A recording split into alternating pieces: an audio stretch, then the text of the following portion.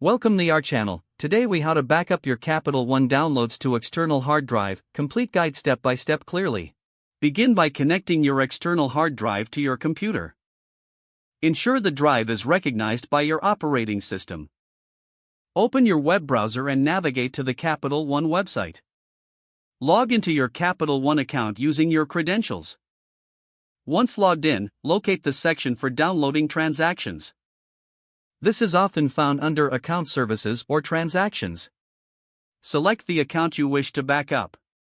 Choose the date range for the transactions you want to download. Click on the option to download your transactions. Select your preferred file format, commonly CSV or PDF. Initiate the download process.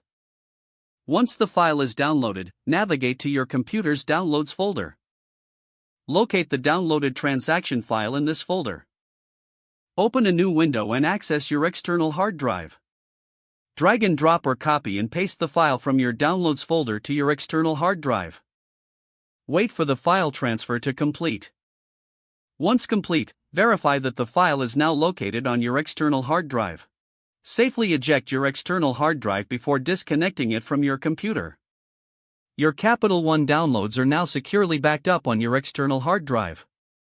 If the page does not load, refresh the browser or try again in a private or incognito window. Make sure you are using the correct email address, then retype it carefully to avoid small typos. If your password is not accepted, use the reset option and create a new strong password you can remember. Check your spam folder for verification or security emails, then complete any requested confirmation steps. Enable two-factor authentication if available to improve account security and reduce unauthorized access risk.